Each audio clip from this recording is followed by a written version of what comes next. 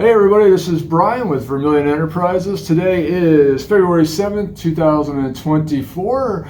Tim put up a video yesterday that got a lot of commentary from YouTube Nation, which we greatly appreciate. Tim loves to geek out over the analytics on videos, and so yesterday was a big day for Tim. Big day. Big day for Tim here in the shop, so that's awesome, and we appreciate that. And Tim, go over a little bit about what that video entailed for YouTube Nation here. Essentially, make your own decisions. Make sure you do your own research and know what you want to do. Well, it was more than that, right? It was, the original thesis behind that video was someone posted in a previous video that silver is a con game. And, so we kind of discuss that from a dealer's side of the coin, if you will, and what it really, speculating in silver or using silver as a savings account or diversification tool, what it really is. And that got a lot of people going yesterday, and we appreciate that. And so what happened was a number of people posed some interesting questions or comments in that video. If you haven't seen the video yet, check it out yesterday. It was it like 22 minutes, something like that? Yeah, it's a good video. Yeah, it's a good video. And analytically, at least, some people may think that I'm out to lunch, but it's, that's fine. That's what's great about social media. It gives everybody a voice. It allows everyone to put out their 2 cents there. And that's the thing about YouTube, right? Is any Yahoo can get a cell phone camera and have a YouTube channel. Point in case, look at me. And so that is, that's what's great about social media in today's world. So, like I said, we had a lot of interesting comments and questions. I thought maybe we'd go over some of them here and make a video about that. And these are all things that were posted publicly in the comments section in yesterday's video. So I'm not, pulling anything out of thin air here. So one of the comments was, I got caught up in the craze back in 2008, 2010 timeframe, bought collectible stuff, had no plan. When he says collectible stuff, that means collectible silver coins, collectible gold coins, that type of thing. I learned about stacking and figured out that simplification is best. 1 ounce buffalo rounds, silver eagles, 90%, nothing else. I am still ridding myself of stuff that does not fit the plan. I think a lot of people don't think about what happens after you leave this earth. The family member that has to deal with precious metals may not know anything, so keeping it basic is best for me. Thanks for another great video. Well, appreciate the comment here. And he's right. What happened this week? Toby Keith dead at 62. Toby Keith was a big strapping country farm boy, and he left the earth at 62 years old. And that is just about when most Americans are thinking that they're going to get and move into their, the twilight, the golden years, live the next 20 or so years in their, retirement phase, right? That's kind of what happens here in America. And and hopefully that's the goal for most people. And so, and hopefully at 62 you do got another 20-25 years, but that's not really how life works all the time. And so what this commenter is saying is, it makes a lot of sense.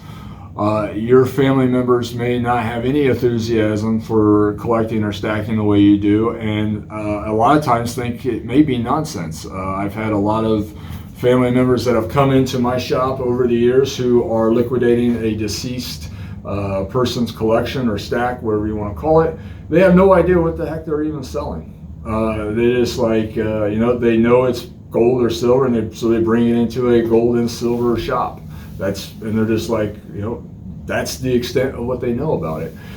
And we take pride in, taking care of those people. And we have a lot of our seasoned stackers or collectors who actually have our business information right in with their stack. So in case, if God forbid, anything happens to them, their loved ones know where to bring the items to turn back into cash for them. We do this weekly. People are, unfortunately, people who met their demise, their family members are bringing in their collection. whether it's jewelry, coins, bullion, or whatever, and we turn that into cash for them because they want or need the cash, versus a stack of coins sitting in a safe.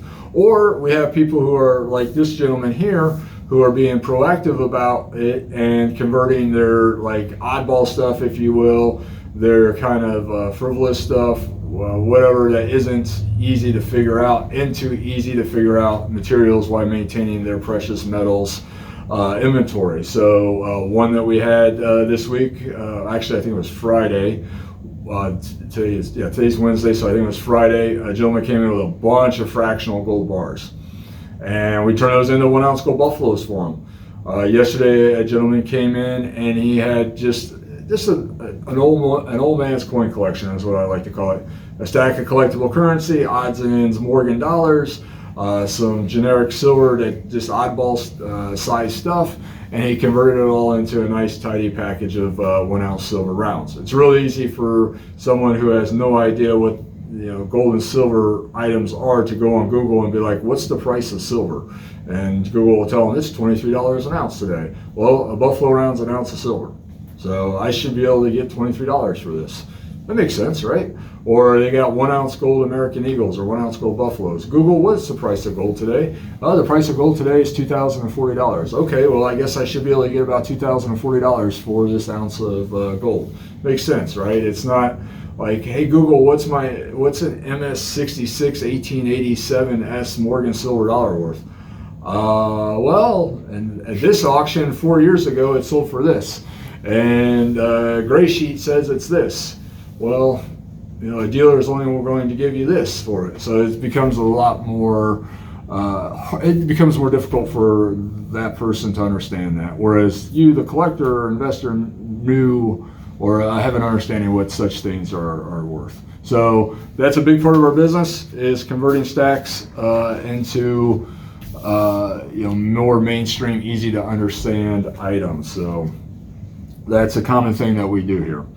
And I agree with this, the sentiment of this viewer. Make it easy on your loved ones, especially if you're getting up there in years. Another comment we got, this is a question actually. Brian, what is your thoughts on the silver to gold ratio now being at 90-1 when historically it was 10 or 14-1? I get asked this kind of question periodically, maybe once a week, and maybe not in this exact form or verbiage. But my overall opinions about a gold or silver ratio are it's a useless number at this point. I don't put any stock into it. I rarely ever look at that. Yes, it used to be, I think the idea was it should be 16-1, but those days are over. The silver market is widely manipulated by the paper market. So it's just not organic at all. The biggest holder of gold in the world is supposedly the U.S. Reserve. We have no way of really knowing that. That's what Google will tell you. The biggest holder of silver in the world is Peru. So again, I mean, take that for what it's worth, and that's according to Google. So, that kind of tells you how the world views the two metals, right? When the biggest owner of one is Peru and the other is the United States. That means that, the world has kind of, in my opinion, the world has kind of deviated away from silver. They don't put as much emphasis on it as they do gold. And that may be a function of the fact that it is driven by the paper market rather than a physical market. So that's my thoughts on it. I have no thought on it. I just totally dismiss that as being a relevant number. Definitely nothing that I would use to ever form a speculative or a savings decision upon. But that's just my opinion. I know a lot of people still track that and follow that and do make decisions based on that. But if JP Morgan decided to seriously change the price of paper silver, then it's going to totally skew that number, and to whatever, if they drop the price, then obviously that number is going to go way up. If they they say, okay, let's increase the price, then that number goes way down, and it's really at their whim. So it's, to me, that gold to silver ratio is not an organic number, so it means nothing to me. That's my opinion on it. Time will tell. So I'm going to put this one at the end, because this one here is a little confrontational, which I think is funny. This gentleman, well, I'm assuming it's a gentleman. I shouldn't. So don't assume gender, Tim. Come on. Sorry. All right. This person asks or says, just to clarify, your unofficial opinion, and definitely not to be taken as financial advice, is that the silver price won't go much lower than it is right now. You don't think spot will drop below $20 again under normal market conditions? I think the spot price of silver could drop below 20. I think it could go back to 10, 11, 12, whatever Mr. Diamond wants it to be. I don't think you'll be able to obtain silver below $20 an ounce, just like last year, or not last year, 2019 or 2020, right at the beginning of COVID, when silver did drop to $11, $12 an ounce, you couldn't buy it for that. So the premiums went high. So you're still paying $19, $20 an ounce to get it. And so will the price of silver go below $20 an ounce? Yeah, I think it could. The paper price of silver, the physical price of silver, no, I think it's going to be at $20 an ounce or higher to actually obtain it, if that makes sense. Because just because the price of silver on paper goes down doesn't mean the premiums will go with it. So that's my opinion on that, and just the opposite too, right? So if silver goes up to, let's say, $40 an ounce, doesn't mean you're going to get $40 an ounce for it. Premiums will go negative, so you'll probably be getting under $40 an ounce for it. And that gets into the last question here, or statement that this the person being confrontational has. So I think that answers that question. That's my opinion on that. And again, this is just opinions, right? Just opinions. What do I know, Tim? We know a lot of people have been getting us coffee lately. Yeah, which we appreciate. And we actually got coffee bought for us twice yesterday. And I want you guys and gals to know that we are putting coffee funds to great use. Tim is, what are you getting, Tim? I'm going to get a blonde roast. A blonde roast. Black. Done. Yeah, he says that, but it's really not what's going on, folks. It is. No, he's putting some fruity stuff in there. One commenter called my coffee, was it sissy drink or sissy coffee? Sissy foo-foo. Sissy foo-foo, yes. But like it was wrapped in a coconut leaf, and you had to correct them by saying, no, we're in Florida, it's a banana leaf. It's a banana leaf, that's right. That's what we wrap them in here. So we like our flavor with coffee. Why not, right, Tim? We like our flavor with coffee. I said that wrong. We like our coffee with flavor. See, I haven't had enough coffee. Not enough coffee. There you go. All right. Bob here says, I'd like to get Vermillion's perspective on premium volatility and its causes. I get asked this a lot. In your experience, which products, I think you call them SKUs, have greater or lesser changes over time? And is it always just a supply-demand issue, or are there other factors? Usually I guess it's a supply or demand issue. Other factors, I think all other factors come back to supply and demand, right? So if there's a lot of supply of something, if there's a lot of anything to obtain, prices usually go down. If demand goes down, prices go down. If demand goes up, prices go up. So I think I don't think there are any other factors. There was huge premiums on Silver Eagles in 2021, 2022, only because the mint slowed down. Or you think ASEs and Junk 90s always spike when we get a bunch of newbies that come in with a FOMO situation? The thing about this is the COVID era, if you will, those 3 or 4 years, that's just an anomaly. I think we got to throw all that information out. I don't think we can use that information to form decisions about the future of stacking or using precious metals as a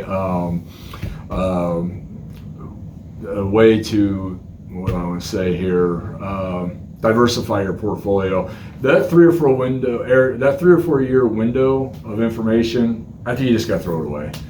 And because that there is a huge infusion of cash into the country from the government that really did play a role in how and what people bought. All right, not just in precious metals world, but just in general.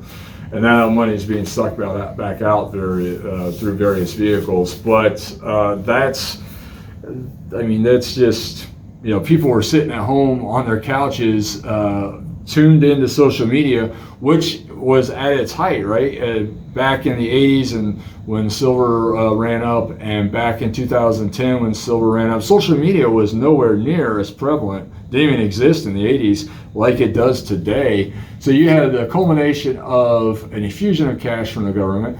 You had a culmination added in with also, you now have social media where you have a whole bunch of people who are putting their opinions and their thoughts out there. A lot of fear mongering, as we've talked about. And I think it was just kind of a perfect storm. And we saw that with the big distributors. We're not going to name names, how they ramped up production, ramped up their labor force, and now we're seeing them have to pull that back because that little blip, if you will, just doesn't really, I don't think it fits into the whole since 1964 narrative that precious metals have followed. I think that was just an anomaly. So, and then he wraps up with also, as it seems, what sets the difference between the price you buy and sell? Bid ask for each SKU. I get asked this all the time. Which spot ticker do we use? Why do you use it? What's the difference between bid and ask? So we largely use Kitco. We don't always though. So I don't. These are kind of it always changes. So I use Kitco mostly here in the shop, largely because a number of the main distributors that I use also use that. But we don't always use it either because there's some distributors who don't use it. So we have to go off of the price that the place that we're renewing or replacing the product that you're buying it from uses, because that's the price. So we use their price. Now a lot of them use Kitco. One of the big ones, AppMax, they use their own. I think they base their price off of a futures market. Don't quote me on that, but I believe that. So, it's a little different there, but the reality of it really doesn't matter. Wait 5 minutes and the price of silver will be different anyways. So wait an hour, it'll definitely be different, right? So, just whatever makes sense at the time, just go with that. That's my opinion on that. He also calls on Wall Street's bid ask price. The spread on silver is 10 cents. So who cares, right? You're going to sell your silver in a year, 5 years, 10 years. It's going to move a lot in that amount of time versus that 10-cent window that the bid ask is at. So just look at the overall number for the item that you're purchasing and say to yourself, well, does that make sense for this item? Do I want to spend that amount of money? If it does, great, pull the trigger. If it doesn't, move on to the next distributor or the store or whatever that can deliver that for you. Does that make sense, Tim? Oblida. There you go. But do you think I answered that or spoke on that well enough that people will get that? It makes sense to me. The only thing I might add to that is when he mentioned the American Silver Eagles in junk. Yeah. I've talked to people in other countries, specifically Turkey, about, hey, what American coins would sell over there? And the guy just is like, people want to buy coins from their own country. So that's why I think American Silver Eagles in junk is popular here, because we're in America. Well, okay. All right. You're going a direction that I didn't like, but then you wrapped it back up, which I did like. Yes, we're in America. We don't stock Canadian Maple Leafs, right? Not because I have anything against Canadian Maple Leafs. Fine bullion product. But we're American. We should buy American products. That's just the way I believe. What I think. Is that necessarily right? Well, I think it is for Americans. And there's nothing wrong with Philharmonics and Maple Leafs and kangaroos and koalas and pandas. Sometimes you got to pay a little bit higher premium than I think they're worth. But some people could say the same thing about Silver Eagles. We're in the United States, so we stock U.S. product. It makes a valid point there. I like that. Junk 90 is, I think there's a little bit difference there in mentality with the Junk 90, because I think there's the prepper side. The prepper side is its own movement, right? It's kind of like I hate bringing politics into the discussion here in the shop, but the prepper movement to me, and I don't mean this in a derogatory manner, it's kind of like the Tea Party movement and the GOP. I kind of feel like its own little sect of people who have a real fundamental idea of where this country is going, and they're believers, and so they really fuel the demand for constitutional or junk 90. So I think that's like its own little push. So I think you can separate the real collectors, stackers, preppers, if you will, of the junk 90 from the Silver Eagle people. That's just my opinion, though, and I don't mean that in a bad way. It's just that's for people on the outside looking in. I can tell you from someone who's in the trenches, the prepper movement is huge in this country, and they are all about their junk 90. So it's that's why we see huge demands in it right now, and that's something I think has really taken hold over the last 5 to 10 years with the advent and proliferation of social media. Is the prepper movement has exploded, and I think you can tail that in with social media. Shit, you go on YouTube and you look for 90% silver, videos on 90% silver, junk silver, constitutional silver, whatever. What are you going to be hit with after that? You're going to be hit with the people selling the prepared meals, the food that you can hold for 30 years, all of the solar panel people, the alternative energy people, the guys that have their YouTube channels out there building their own off-the-grid home sites. You'll get all of that funneled into your videos looking for junk 90. So that's a huge movement in this country. And they have a big role to play on the supply and demand of junk 90. Because there's no more junk 90 out there. What's made is made. So it is, what is out there is out there. And that is why you start in some periods of high demand, you start to really see those premiums on junk 90 kind of separate itself from the generic silver. So that's just what's going on. And I don't think you'll see premiums go below zero on junk 90 too much in the future. Hell, we used to be able to, sometimes we were melting it back in the day because there was no point in selling it. Nobody wanted it at a premium that made it worth the shipping. So we just sent it to the refinery. I remember one day I melted, this was probably 13, 14 years ago. We melted probably 3,000-4,000 in face of just mercury dimes. Right at the refinery, melted it, gone. Because there was nowhere to sell it that made it any more sense to ship it. So it was like, shit, this melted. So I mean, that was going on, and that also helps fuel the premium placement for junk 90 because so much of it has been removed from the market. So I think that answers that. So next, yeah, last but not least. So this was a comment that we received on yesterday's video. This is the confrontational one I was leading to. So he said, in yesterday's video, I said something to the effect that people who bought silver at $40 an ounce with the premiums recently won't ever see that money back. And this commenter said, wait, so you don't think people, wait a minute. So wait, you don't think people that bought silver at $40 an ounce, including premiums, will ever get their money back? Well, talk about killing any reason to buy silver from you. Well, I don't know why that would affect whether you buy silver from us or anybody else. I can tell you one thing, that's kind of the consensus among dealers throughout the country. So that's not just this one man's opinion. You should buy silver. If you're going to buy silver, you should buy it from the person who can deliver it to you at the most cost-effective price, whether that's me or someone else. That shouldn't, my opinions of the future of silver shouldn't affect where you buy it from. But getting back to what this person said at the beginning of his comment, is that silver at $40 an ounce, yeah, I think that's going to be tough to get back to, because let's look at it historically. Silver got up near $50 an ounce in 1980. 30 years later, in 2010, 2011, silver went north of 40 again.